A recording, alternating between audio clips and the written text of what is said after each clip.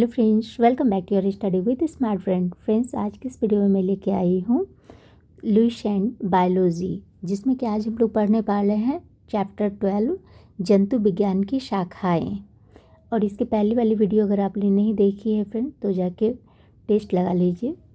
Playlist में सारी video पड़ी हुई है, आप लोग देख टेस्ट लगा फ्रेंड्स। अगर वीडियो अगर आप लोग को पसंद आती है तो प्लीज़ शेयर कीजिए, लाइक कीजिए और सब्सक्राइब कीजिए। चलिए पढ़ते हैं। मानव त्वचा का अध्ययन करने वाली विज्ञान की शाखाएं कहलाती है। तो ये क्या कहलाती हैं? तो ये कहलाती है आपको डर्मेटोलॉजी कहलाती हैं। डर्मेटोलॉजी कहलाते हैं।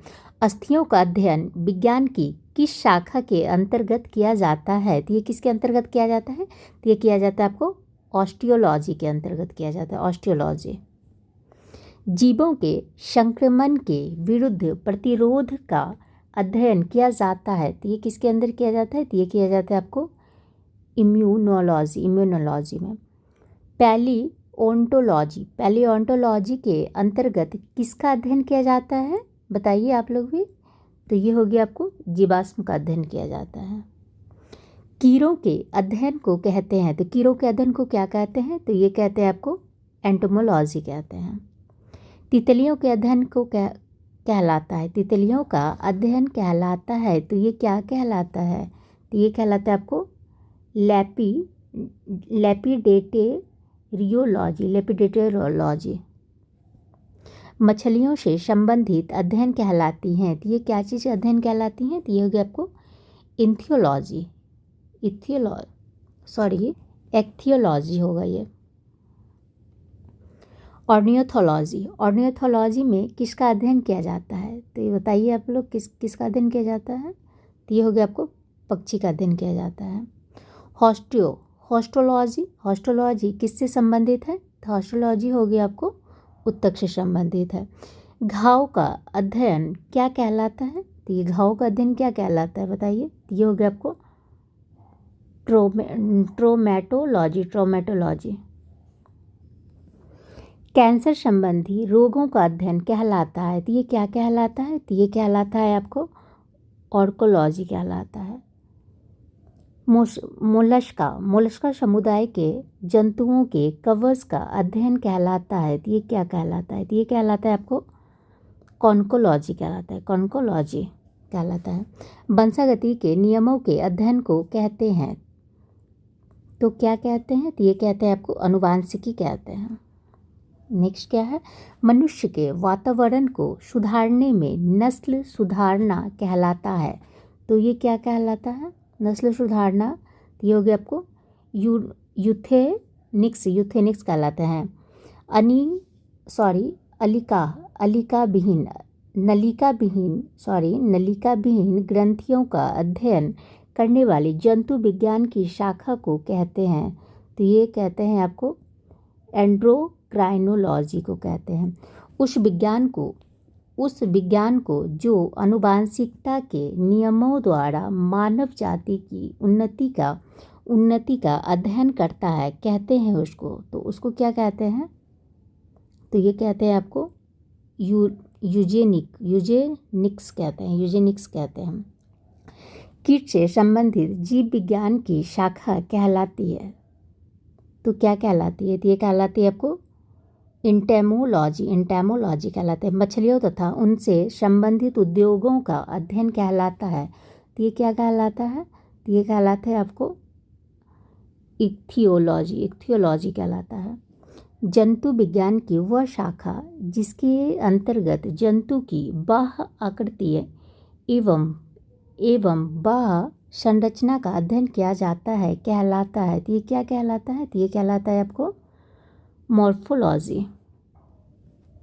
जंतु विज्ञान की वह शाखा जिसके अंतर्गत आनुवांशिक लक्षणों तथा उसकी वंशागति का अध्ययन किया जाता है कहलाता है। तो वो क्या कहलाता है? तो ये कहलाता है आपको जेनेटिक्स कहलाता है। जंतु तथा उसके आसपास के वातावरण संबंधी अध्ययन को कहते हैं। तो इसके अध्ययन को क्या कहते हैं? तो ये कहते हैं आपको पारिस्थितिकी कहते हैं। मांसपेशियों का अध्ययन करते हैं। तो ये कहाँ अध्ययन करते हैं मांसपेशियों का? तो ये करते हैं आपको मायोलॉजी में कहते हैं, मायोलॉजी में करते हैं। जनसंख्या का अध्ययन कहलाता है, तो जनसंख्या का अध्ययन क्या कहलाता है, तो ये कहलाता है आपको डेमोग्राफी कहलाता है, डेमोग्राफी।